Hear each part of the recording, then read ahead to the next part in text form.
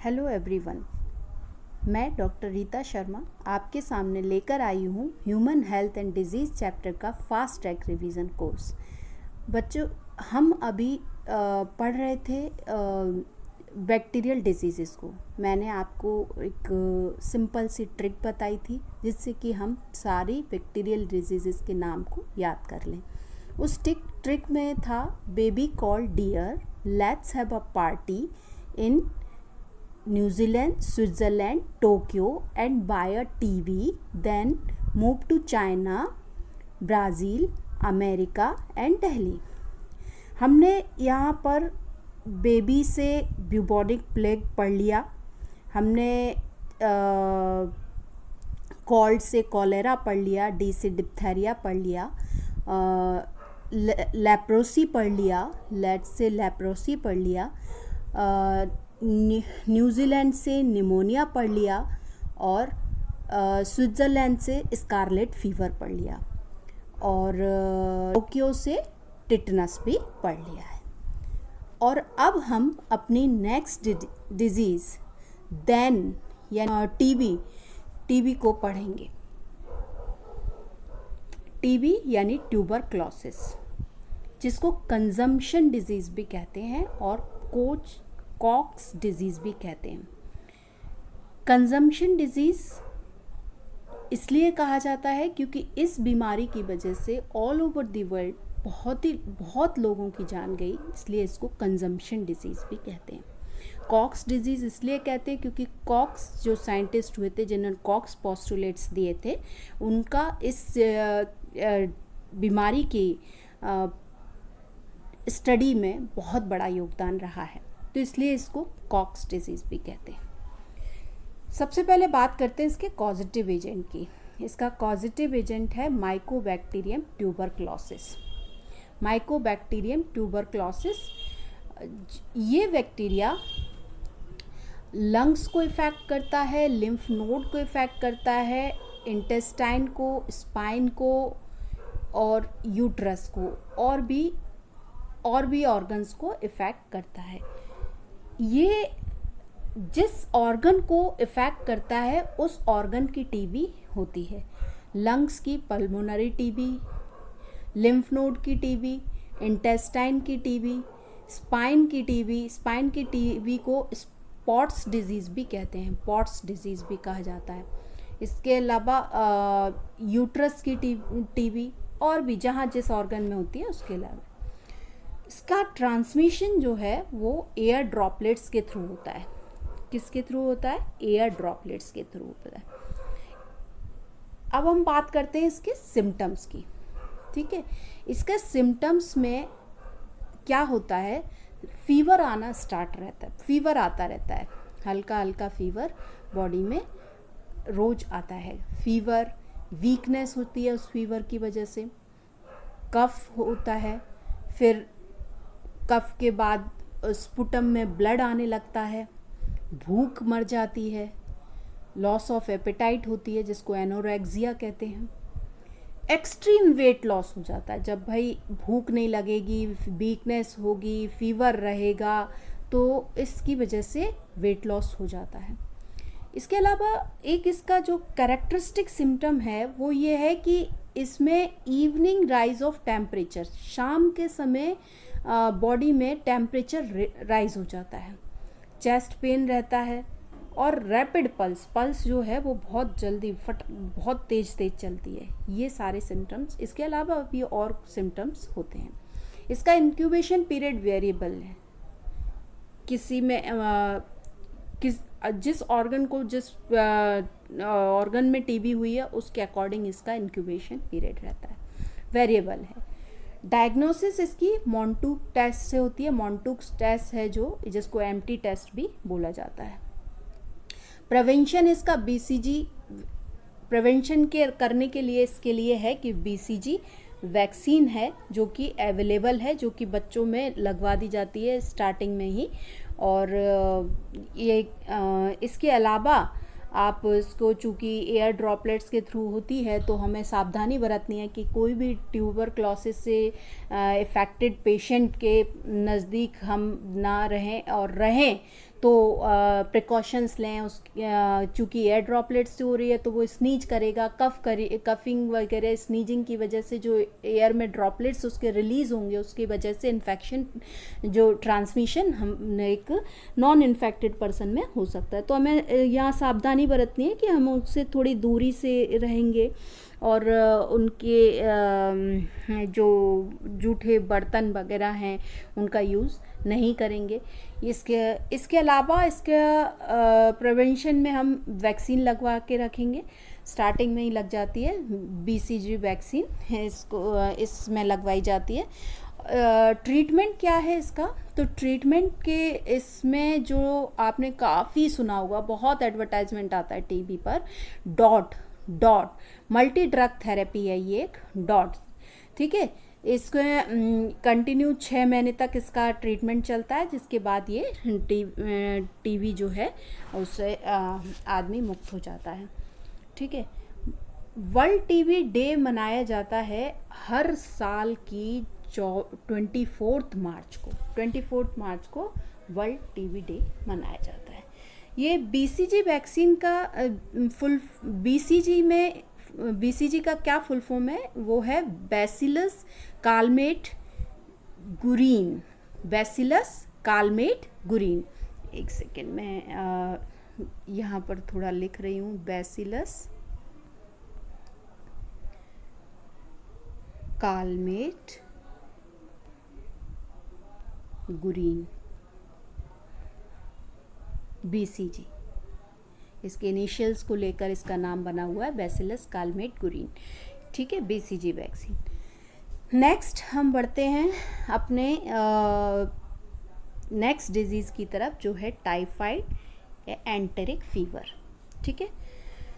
Typhoid या enteric fever, इसका causative agent क्या है? इसका कॉजेटिव एजेंट है साल्मोनेला टाइफी बैक्टीरिया। क्या नाम है इसका? Salmonella typhi bacteria. ये gram negative rod shaped mobile bacteria है, ठीक है।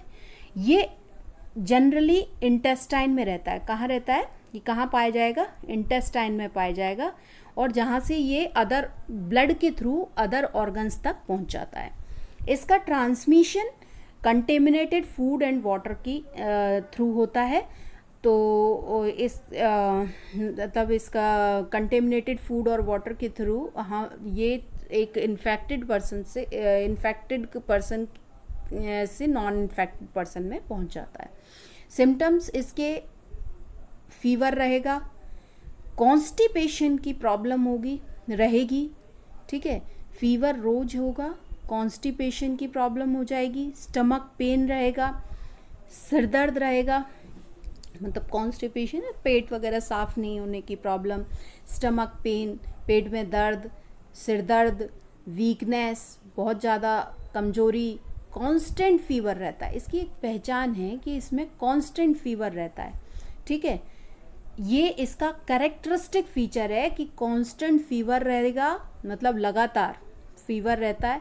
ब्रेडिकार्डी लो पल्स रेट रहती है, और मतलब इसके लेटर स्टेज में अगर और समय निकल गया है, काफ़ी समय निकल जाएगा, तो क्या होगा? अगर ट्रीटेड नहीं किया जाएगा काफ़ी लंबे समय तक, तो इंटेस्टाइनल परफोरेशंस हो जाएंगे। अगर समय पर इसका ट्रीटमेंट ना किया जाए तो जो आंतें होती हैं, आंत में छेद हो जाते हैं, इंटेस्टाइनल परफोरेशंस हो जाते हैं, ठीक है। तो ये इसके सिम्टम्स हुए। अब बात करते हैं इसके इंक्यूबेशन पीरियड कितना है। इसका इंक्यूबेशन पीरियड है 1 से 3 वीक तक, यानी आपकी बॉडी में बैक्टीरिया पहुंचा और 1 वीक के अंदर या 3 वीक के अंदर सिम्टम्स आएंगे। तो ये 1 से 3 वीक का इंक्यूबेशन पीरियड से। डायग्नोसिस इसके लिए विडाल टेस्ट होता है। जो विडाल टेस्ट है इसका डायग्नोसिस, इसके थ्रू इसकी डायग्नोसिस होती है।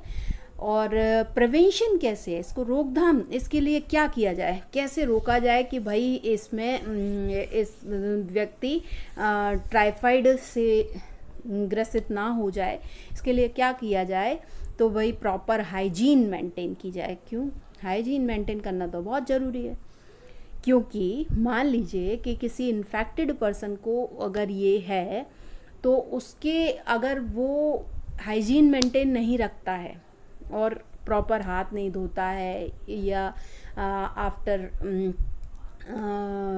अपनी रेगुलर नित्य क्रियाओं के बाद अपना प्रॉपर हाथ वगैरह नहीं धोएगा, तो ये उसके थ्रू अगर वो कंटेमिनेटेड फूड को या वाटर को यूज़ कर रहा है, जो कि सब लोग और भी यूज़ करेंगे, तो वो उसको कंटेमिनेशन वहाँ पर कर देगा।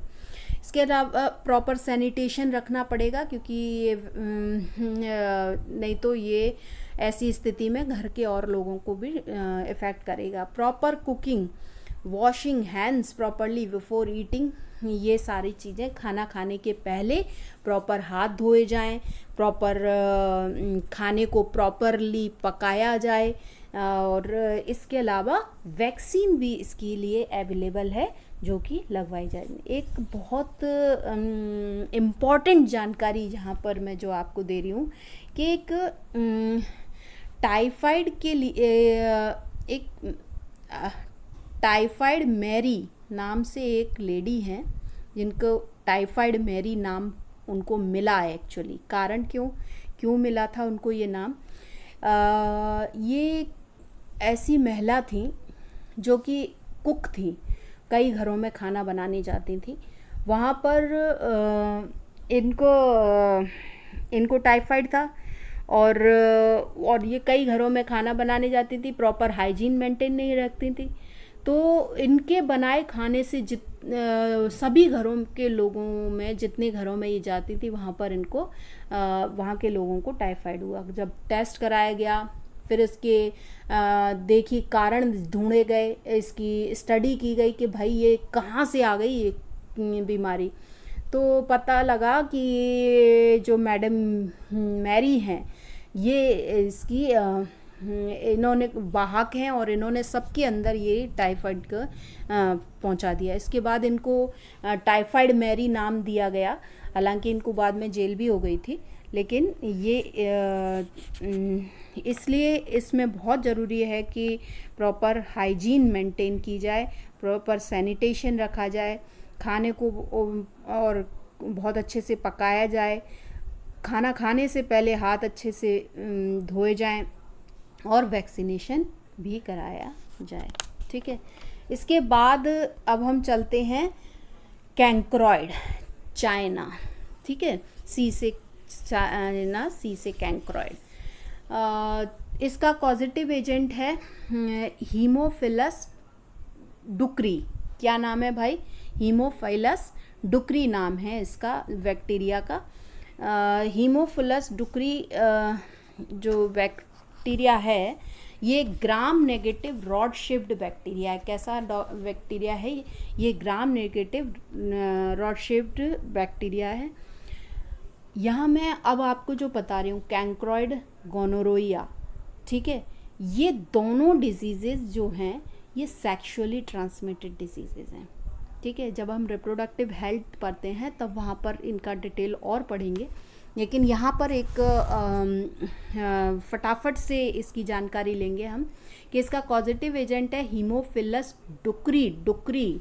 ठीक है, कैंक्रॉइड का डुक्री, और इसका ट्रांसमिशन सेक्सुअली ट्रांसमिटेड डिजीज़ है। ये जो सेक्सुअली ट्रांसमिटेड डिजीज़ को वल्नीरिएबल डिजीज़, वेनेरियल डिजीज़ भी कहा जाता है, वेनेरियल डिजीज़ सॉरी। तो ये वीडी या एसटीडी कहा जाता है। तो ये सेक्सुअली ट्रांसमिटेड डिजीज। सिम्टम है इसमें पेन, देखिए इसमें बहुत ही गोनोरोइया में भी सेम सिम्टम्स होंगे, अल्सर्स होंगे, लेकिन इसके जो अल्सर्स होते हैं वो बहुत ही पेनफुल होते हैं, बहुत अच्छा खासा दर्द होता है इनमें, बहुत ही पेनफुल और ब्लीडिंग अल्सर्स होते हैं। और इसके नेक्रोटिक बेस होता है जिसका, ठीक है, डेड बेस होता है, और जो ऊपर अल्सर है जो वो तुरंत ही फट जाता है और उनसे खून निकलने लगता है। ये कहाँ होते हैं? ये होते हैं एक्सटर्नल जेनाइटल एरियाज़ पर। ठीक है, ये अल्सर होंगे कहाँ? एक्सटर्नल जेनाइटल एरियाज़, यानी मेल में पेनिस में, मेल के अंदर पेनिस में, और फीमेल्स में वल्वा या वेजाइना के अंदर। ठीक है। तो जैसे ही कोई मेल या फीमेल क्वाइटस रिलेशनशिप में आते हैं तो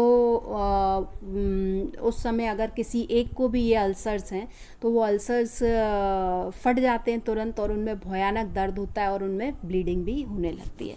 तो ये पेनफुल और ब्लीडिंग अल्सर्स होते हैं जो कि एक्सटर्नल जेनाइटल एरिया में रहते हैं।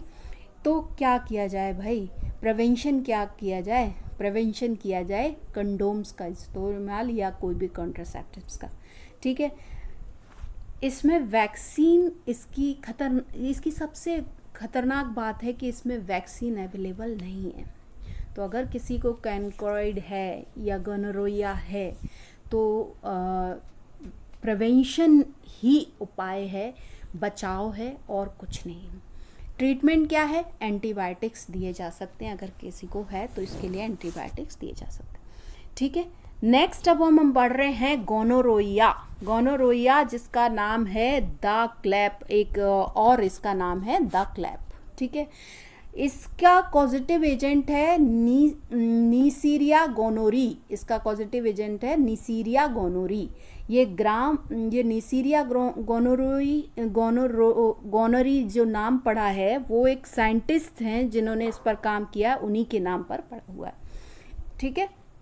ये ग्राम नेगेटिव डिप्लोकोकस टाइप का बैक्टीरिया है। आपने पढ़ा है बैक्टीरिया के प्रकार, तो कोकस बैक्टीरिया पढ़े हैं, उन्हीं में ये डिप्लोकोकस प्रकार का बैक्टीरिया है।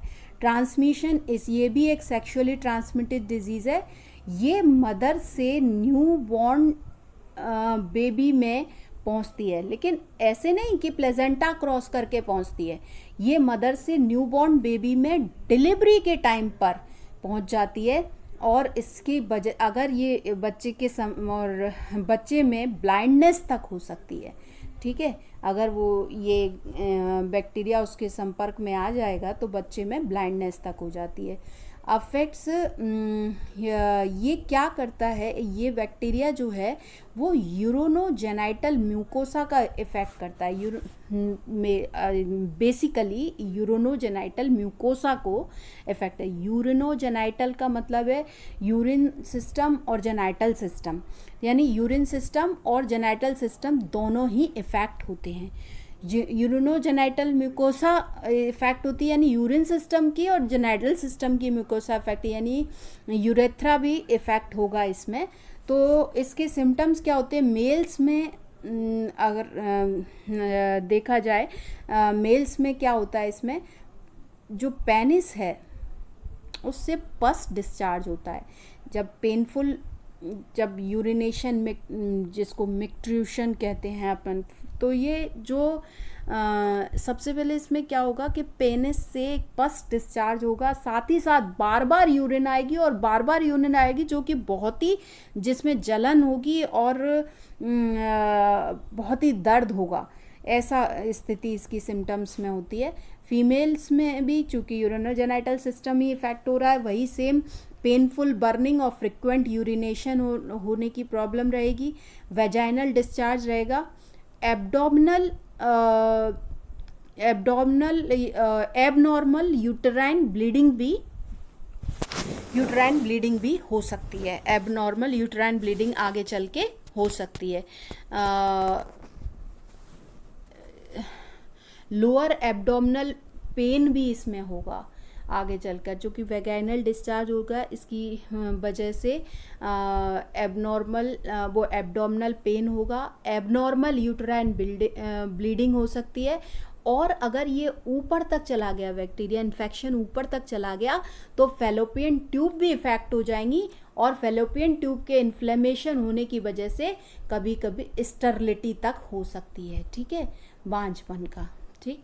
इसका प्रिवेंशन वही, चूँकि सेक्सुअली ट्रांसमिटेड डिजीज़ है, प्रिवेंशन के लिए सिर्फ कंडोम है और वैक्सीन इसकी भी अवेलेबल नहीं है। तो ये दूसरी खतरनाक बीमारी है जो इसके अलावा इसका ट्रीटमेंट वही एंटीबायोटिक्स देकर किया जा सकता है। इसकी डायग्नोसिस ग्राम स्टेनिंग की जाएगी। पस डिस्चार्ज, जो भी पस डिस्चार्ज हो रहा है, जो भी डिस्चार्ज हो रहा है, उसकी ग्राम स्टेनिंग की जाएगी, उससे इसका डायग्नोसिस की जा सकती है। इसके अलावा जो है डायग्नोसिस का वो वैसे तो बाकी जितने भी बैक्टीरियल डिजीज़ होते हैं, अगर उनका कल्चर से भी से भी उनकी डायग्नोसिस की जाती है कल्चर करने से, लेकिन इसके लिए इफेक्टिवली ग्राम स्टेनिंग की जाती है फर्स्ट डिस्चार्ज की। ठीक है, अब हम बात करते हैं नेक्स्ट डिजीज़ हमारी जो है बॉट्यूलिज्म। ठीक है, ब्राज़ील। ठीक है, तो ये एक प्रकार की फूड पॉइजनिंग है। सबसे पहले हम ये जान लें कि बॉट्यूलिज्म क्या है। तो botulism is a kind of food poisoning. ठीक है, ये बहुत इम्पॉर्टेंट है। ठीक है, जो अब हम पढ़ रहे हैं ये बहुत इम्पॉर्टेंट है। इसमें क्या होता है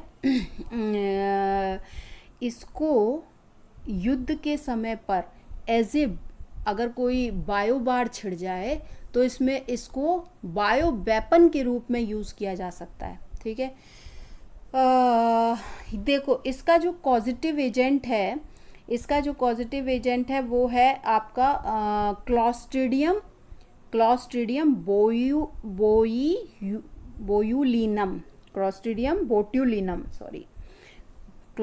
बोट्यूलिनम। यहाँ पे स्पेलिंग गलत लिखी हुई है, इसको सही करेंगे अपन। वाई नहीं है, ये टी है। क्लॉस्ट्रीडियम बोट्यूलिनम, ये आपने क्लॉस्ट्रीडियम को पहले भी पढ़ा था।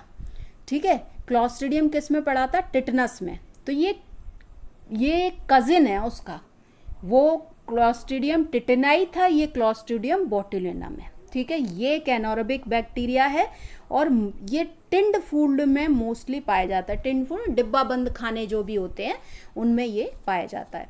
इसका ट्रांसमिशन फीको ओरल रूट से होता है और ये कहाँ पाया जाएगा? ये बैक्टीरिया इंटेस्टाइन में पाया जाता है। सिम्टम्स में इसके नोजिया,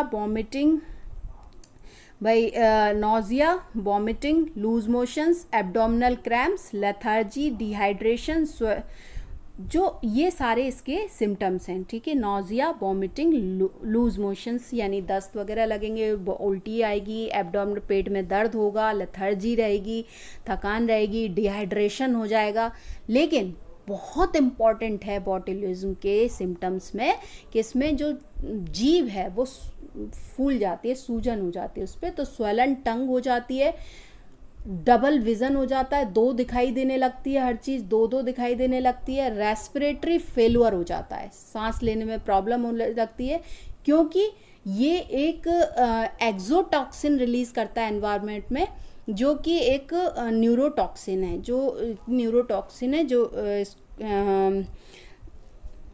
जो कि एक न्यूरोटॉक्सिन है। ये एक बहुत ही बड़ा बायोबार में एक बायो वेपन के रूप में यूज़ किए जाने वाला एक थ्रेट है। ठीक है, प्रिवेंशन कैसे किया जाए भाई? इसका प्रिवेंशन करने के लिए क्या करना चाहिए? प्रॉपर हीटिंग करनी चाहिए। प्रॉपर हीटिंग, जो टिन्ड फूड है, जो भी डिब्बा बंद खाना है, उसको खाने से पहले उसको कम से कम 90 डिग्री सेंटीग्रेड पर हीट करके उसको तब यूज़ करना चाहिए, कंज्यूम करना चाहिए। ठीक है, इसके लिए भी कोई वैक्सीन अवेलेबल नहीं है। ठीक है, और इसका ट्रीटमेंट भी एंटीबायोटिक्स के थ्रू होता है। ठीक, अब हम पढ़ रहे हैं एंथ्रैक्स, और उसके बाद लास्ट हमारी रह जाएगी डिसेंट्री, और इसके बाद हमारी bacterial disease is complete. Anthrax का पॉजिटिव एजेंट है bacillus anthracis. Bacillus anthracis is a gram positive rod shaped aerobic spore forming bacteria. ठीक है, जनरली तो एंथ्रैक्स कैटल्स की डिजीज़ है, ह्यूमन डिजीज़ नहीं है। ये जनरली कैटल्स की डिजीज़ है, जिसकी वजह से ये सॉइल में पहुंच जाती है, और इसका जो ट्रांसमिशन है, जो सॉइल में कैटल्स की डिजीज़ है, कैटल्स की बॉडी से उसके फीसिस के थ्रू सॉइल में पहुंच गया, सॉइल से ये स्पोर्स जो हैं बैक्टीरिया के ये ह्यूमंस में पहुंच जाते हैं। ट्रांसमिशन इसमें ह्यूमन में इसका स्पोर्ट्स के थ्रू हो जाता है। मिट्टी विट्टी अगर आपके बॉडी में चली जाती है, खाने पीने में चली जाती है, तो उसके थ्रू ये हमारी बॉडी में पहुंच जाता है। प्रिवेंशन इसका वैक्सीनेशन अवेलेबल है। लुइस पाश्चर ने जिसको डिस्कवर किया था एंथ्रैक्स के लिए वैक्सीन को, तो वैक्सीनेशन अवेलेबल है। और ये भी एक थ्रेट है बायोवार में, इसलिए इसका भी ध्यान रखा जाता है। इसके ये भी एक्सोटॉक्सिन प्रोड्यूस करता है, ये बैक्टीरिया भी एक्सोटॉक्सिन प्रोड्यूस करता है। इससे ज़्यादा हमें इसके बारे में जानने की ज़रूरत नहीं है। नेक्स्ट अब हम बात करें डिसेंट्री की, ठीक है। ये एक इम्पॉर्टेंट डिजीज़ है। Dysentery is an important disease, ठीक है। इसमें क्या होता है, डिसेंट्री जिसको क्या कहते हैं हिंदी में, क्या कहते हैं, खूनी दस्त। क्या है भाई, खूनी दस्त। खूनी दस्त बोला जाता है इनको। ये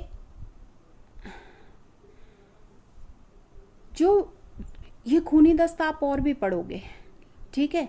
लेकिन ये जो डिसेंट्री होती है, जो कि बैक्टीरिया के द्वारा होती है, उसको शिगेलोसिस बोलते हैं। क्या बोलते हैं, शिगेलोसिस।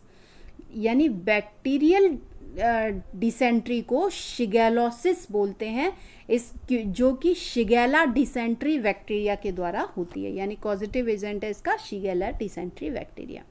सिम्टम्स बहुत ज़्यादा डायरिया हो जाएगा, बहुत ज़्यादा दस्त वस्त, खूनी दस्त, खून आएगा, ब्लीडिंग स्टूल, इसके अलावा आंव भी होगा स्टूल में, म्यूकस इन स्टूल, नोजिया और वॉमिटिंग। ये सारी चीज़ें, बार बार उल्टियाँ होंगी, आंव और खून के स्टूल दस्त होंगे, बहुत ज़्यादा दस्त होंगे, पेट में दर्द होगा बहुत, चूँकि बार बार वॉमिटिंग और ये डायरिया हो रहा है तो वीकनेस हो जानी है, डिहाइड्रेशन हो जाना है। तो ये इसके सिम्टम्स हैं। इसका ट्रांसमिशन जो है वो फीको ओरल माध्यम से ही होता है। और ये बैक्टीरिया कहाँ लिव करता है, इंटेस्टाइन में लिव करता है। कहाँ पे लिव करता है भाई, ये बैक्टीरिया कहाँ रहता है, इंटेस्टाइन में रहता है, ठीक। इसका प्रिवेंशन कैसे किया जा सकता है, इसके प्रिवेंशन के लिए क्या है भाई, रोकथाम के लिए क्या उपाय है। तो हम जो भी खाना खाएं वो, और पानी, बॉइल्ड फूड एंड वाटर को यूज़ करें, ठीक है। बॉइल्ड फूड और वाटर को ही खाना चाहिए। कच्चा, जो भी अधपका कच्चा, ये ऐसा खाना नहीं खाना चाहिए। कोई भी खाने का आइटम अधपका कच्चा नहीं खाना चाहिए, वरना ये बैक्टीरियाज हमारी बॉडी में पहुंचते हैं, ठीक है। ट्रीटमेंट क्या है इसका, ट्रीटमेंट क्या है, अगर किसी को डिसेंट्री हो गई है, डायरिया हो रखा है, तो सबसे पहले ORS का घोल दे दिया जाए। इसके अलावा जब एंटीबायोटिक्स दिए जाएं, और सीरियस कंडीशन में सलाइन ड्रिप्स भी चढ़वाई जाएं, ठीक है। इसके लिए कोई वैक्सीन अवेलेबल नहीं है। देखो, जो डायरिया है वो और भी कई रीज़न से होता है, और भी कई बैक्टीरिया से होता है। वो है ई कोलाई के द्वारा, कॉम्पाइलोबैक्टर के द्वारा और साल्मोनेला के द्वारा, ठीक है। लेकिन यहाँ हमने किसके पढ़ा है, शिगेलोसिस को पढ़ा है। हमने किसको पढ़ा, शिगेलोसिस, क्योंकि ये किससे हो रहा है, शिगेला बैक्टीरिया से हो रहा है, शिगेला डिसेंट्री बैक्टीरिया से हो रहा है, ठीक है। अब हम इसके बाद हमारे ये बैक्टीरियल डिजीज़ का बैक्टीरियल डिजीज़ का लेक्चर कंप्लीट हो गया है। हम नेक्स्ट अपने लेक्चर में मिलेंगे, जिसमें हम बात करेंगे वायरल डिजीज़ की, ओके। अगर वीडियो पसंद आया हो तो लाइक कीजिए, शेयर कीजिए और कमेंट करके बताइए कि आपको वीडियो कैसा लगा, और सब्सक्राइब कीजिए, बेल आइकन हिट कीजिए, जिससे आपको मेरे वीडियोस की नोटिफिकेशंस मिलती रहें। Thank you.